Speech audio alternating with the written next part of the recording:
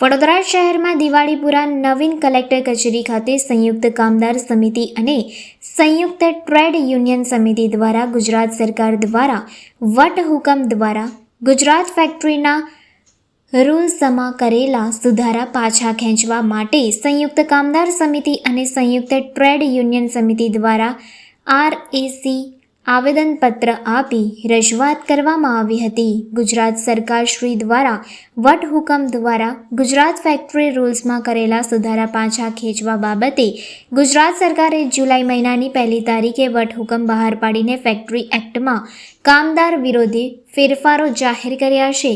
આ ફેરફારો મુજબ હવે કારખાનાના માલિકો પોતાના કામદારો પાસે વધુમાં વધુ 9 કલાકને બદલે 12 કલાક કામ લઈ શકે છે. કામના કલાકોની કુલ સંખ્યા અંતરાલ વિના એટલે કે વિરામ વિના 6 કલાક સુધી લંબાવી શકશે.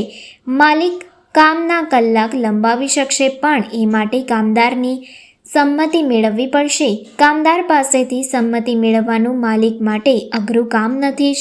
કામદાર નોકરીમાં દાખલ થશે ત્યારે જ તેની પાસેથી વગર પૂછ્યે સંમતિપત્ર પર સહી લેવામાં આવશે, જે બંધારણનું સ્પષ્ટ ઉલ્લંઘન છે અને કામદારો પાસે આવા સંમતિપત્રમાં સહી લેવી ગુનો છે, જે અધિકાર કંપનીઓને આપી ન શકાય. ફેક્ટરી એક્ટમાં સુધારા મુજબ કલમ 59માં કામદાર પાસે અઠવાડિયામાં કુલ 48 કલાકથી વધુ કામ લેવાનું નથી. કામદાર પાસે જો અઠવાડિયામાં 4 દિવસ 12 કલાક કામ કરાવ્યું હોય તો પછી 2 દિવસ તેને વેતન સહિતની રજા આપવાની વાત આ કલમમાં કરવામાં આવી છે.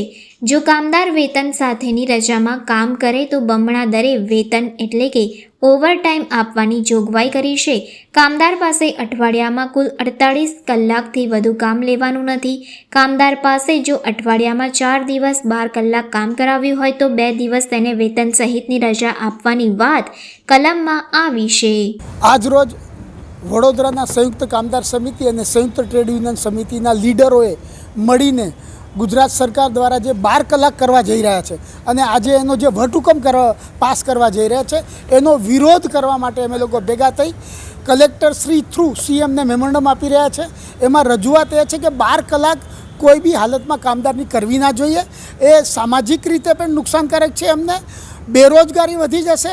બીજું, આની પહેલાં બી 2020ની અંદર આવો કાયદો લાવ્યો હતો અને એ કાયદાનો અમે વિરોધ કર્યો હતો અને સુપ્રીમ કોર્ટમાં ગયા હતા. સુપ્રીમ કોર્ટે આના અગેન્સ્ટમાં ડિસિઝન આપ્યું હતું અને એના જે 12 કલાક કર્યા હતા એ લોકોને ઓવરટાઈમ પણ ચૂકવવાનું કામ કરવામાં આવ્યું છે. એટલે અને આ ઇન્ટરનેશનલ લેબર ઓર્ગેનાઇઝેશન દ્વારા જે લીધેલા નિર્ણય છે એ નિર્ણયના વિરોધ છે. ફેક્ટરી એક્ટ 1948નો વિરોધ છે.